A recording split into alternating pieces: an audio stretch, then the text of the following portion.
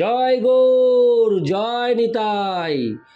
আজ 11ই মাঘ 1431 ও 25শে জানুয়ারি 2025 শনিবার একাদশী ষট তিলা।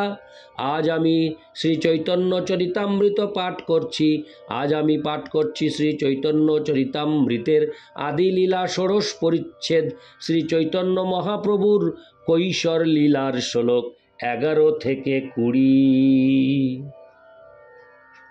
অডিওর শুরুতে আমার সকল ভক্তিমতী মা ও ভক্তবৃন্দের শ্রীচরণে আমার একটি আকাঙ্ক্ষা, আপনারা আমাকে প্রচুর পরিমাণে আশীর্বাদ করুন, যাতে আমি আমার এই জীবনে সংকল্প করা এই মহাযজ্ঞ আমি সমাপ্ত করতে পারি।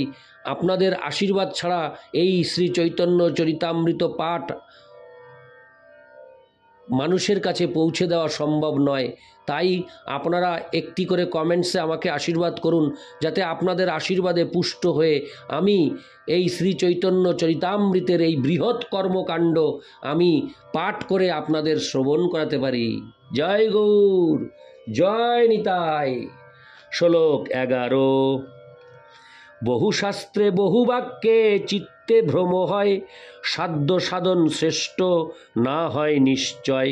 শ্লোকার্থ: কেউ যদি বইয়ের পোকার মতো বহু গ্রন্থ বা বহু শাস্ত্র পাঠ করে,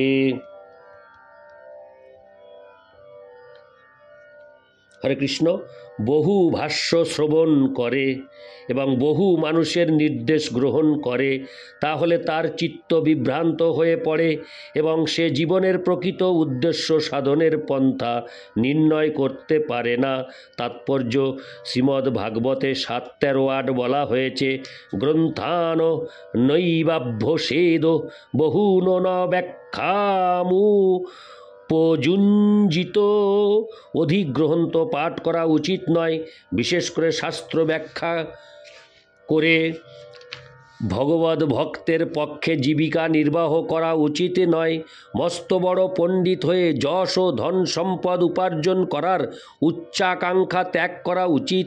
কেউ যদি অনেক বই পড়ে, তাহলে তার চিত্ত বিক্ষিপ্ত হয় এবং সে ভগবানের সেবায় মনকে স্থির করতে পারে না এবং সেই সঙ্গে শাস্ত্রের মর্মার্থও হৃদয়ঙ্গম করতে পারে না। কেননা শাস্ত্রের মর্ম অত্যন্ত গভীর।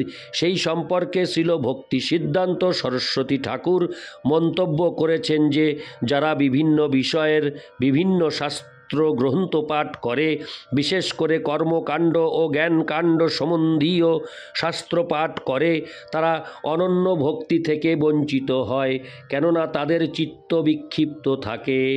মানুষের ধর্ম অনুষ্ঠান আদি সকাম কর্ম এবং মনোধর্ম প্রসূত জ্ঞানালোচনার প্রতি স্বাভাবিক প্রবণতা রয়েছে।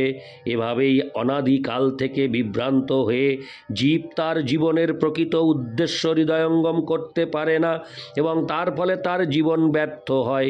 এভাবেই বিপথে পরিচালিত হওয়ার ফলে অনভিজ্ঞ মানুষেরা শুদ্ধ কৃষ্ণ ভক্তি থেকে বঞ্চিত হয়। তপন মিশ্র হচ্ছেন সেই রকম মানুষদের এক উজ্জ্বল দৃষ্টান্ত। তিনি ছিলেন পণ্ডিত, কিন্তু জীবনের প্রকৃত উদ্দেশ্য যে কি তা তিনি স্থির করতে পারছিলেন না। তাই শ্রী চৈতন্য মহাপ্রভু যখন বারাণসীতে সনাতন গোস্বামীকে উপদেশ দিচ্ছিলেন, তা শোনবার সুযোগ তিনি পেয়েছিলেন। তপন মিশ্রের প্রতি শ্রী চৈতন্য মহাপ্রভুর উপদেশ বিশেষ তাৎপর্যপূর্ণ, বিশেষ করে সেই সমস্ত মানুষদের জন্য যারা এখানে সেখানে ঘুরে নানা রকম বই সংগ্রহ করে অথচ সেগুলি পড়ে না এবং সেভাবেই জীবনের উদ্দেশ্য নিরূপণে বিভ্রান্ত হয়। ইতি শ্লোক 11। শ্লোক 12।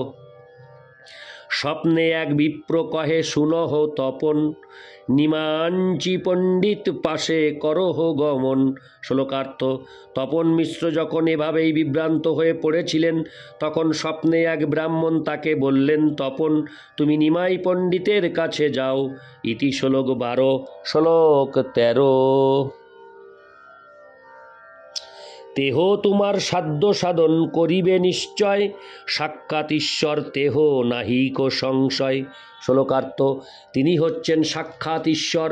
তিনি যে তোমাকে সাধ্য সাধন সম্বন্ধে নির্দেশ দিতে পারেন সেই সম্বন্ধে কোনো সন্দেহ নেই। ইতি শ্লোক 13। শ্লোক 14। স্বপ্ন দেখি মিশ্র আসি প্রভুর চরণে, স্বপ্নের বৃত্তান্ত সব কইল নিবেদনে। শ্লোকার্থ, সেই স্বপ্ন দেখে তপন মিশ্র শ্রী চৈতন্য মহাপ্রভুর শ্রীপাদ পদ্মে আশ্রয় গ্রহণ করেছিলেন এবং সবিস্তারে তাকে তার স্বপ্নের কথা নিবেদন করেছিলেন। ইতি শ্লোক 14। শ্লোক 15।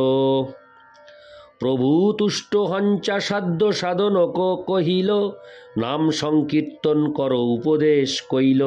শ্লোকার্থ, সন্তুষ্ট হয়ে মহাপ্রভু তাকে জীবনের উদ্দেশ্য এবং তা সাধন করার পন্থা সম্বন্ধে উপদেশ দিয়ে নাম সংকীর্তন, হরে কৃষ্ণ মহামন্ত্র কীর্তন করতে বলেছিলেন।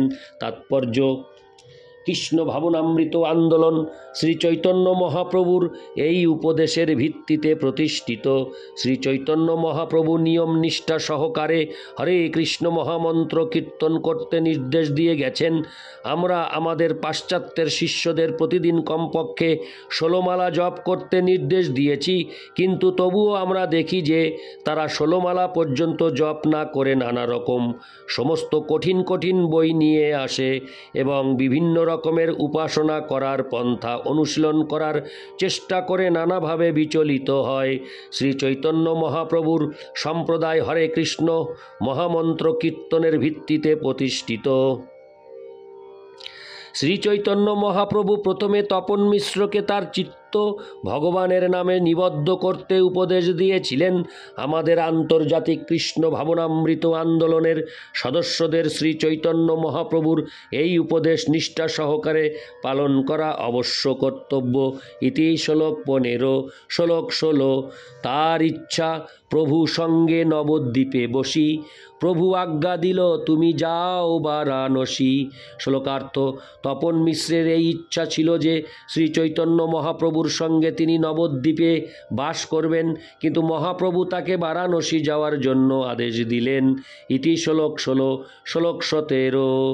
তাহা আমার সঙ্গে তোমার হবে দর্শন, আজ্ঞা পাঞ্চা মিশ্র কইল কাশীতে গমন। শ্লোকার্থ, বারাণসীতে তাদের আবার সাক্ষাৎ হবে এই বলে মহাপ্রভু তপন মিশ্রকে আশ্বাস দিয়েছিলেন এবং সেই আশ্বাসবাণী শুনে তপন মিশ্র বারাণসী গিয়েছিলেন। ইতি শ্লোক 17। শ্লোক 18। প্রভুর অতর্ক লীলা বুঝিতে না পারি, সসঙ্গ ছাড়াঞ্চা কেনে পাঠায় কাশীপুরী। শ্লোকার্থ, শ্রী চৈতন্য মহাপ্রভুর অচিন্ত লীলা আমি বুঝতে পারি না, কেননা তপন মিশ্র যদিও তার সঙ্গে নবদ্বীপে বাস করতে চেয়েছিলেন, তবুও মহাপ্রভু তাকে বারাণসী যাবার জন্য আদেশ দিলেন। তাৎপর্য: তপন মিশ্রের সঙ্গে শ্রী চৈতন্য মহাপ্রভুর যখন মিলন হয় তখন মহাপ্রভু গৃহস্থ আশ্রমে ছিলেন এবং ভবিষ্যতে তিনি যে সন্ন্যাস গ্রহণ করবেন তার কোনো সম্ভাবনাই ছিল না। কিন্তু তপন মিশ্রকে বারাণসীতে যাবার নির্দেশের মাধ্যমে আমরা বুঝতে পারি তিনি জানতেন যে ভবিষ্যতে তিনি সন্ন্যাস গ্রহণ করবেন এবং সনাতন গোস্বামীকে শিক্ষা দেওয়ার সময় তপন মিশ্রও সেই সুযোগে জীবনের উদ্দেশ্য এবং তা সাধন করার পন্থা অবগত হতে পারবেন। হরে কৃষ্ণ হতে পারবেন। ইতি শ্লোক 18। শ্লোক 19। এই মতো বঙ্গের লোকের কইলা মহাহিত, নাম দিয়া ভক্ত কইল পড়াঙ্গা পণ্ডিত।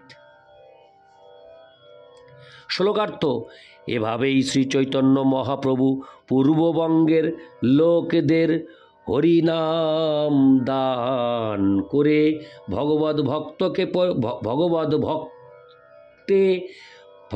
ভক্তে পরিণত করেন এবং তাদেরকে শিক্ষাদান করার মাধ্যমে পণ্ডিতে পরিণত করে তাদের মহাকল্যাণ সাধন করেন। তাৎপর্য: শ্রী চৈতন্য মহাপ্রভুর পদাঙ্ক অনুসরণ করে কৃষ্ণ ভাবনামৃত আন্দোলন সারা পৃথিবী জুড়ে হরে কৃষ্ণ মহামন্ত্র বিতরণ করছে এবং সারা পৃথিবীর মানুষকে সেই মহামন্ত্র কীর্তন করতে উদ্বুদ্ধ করছে।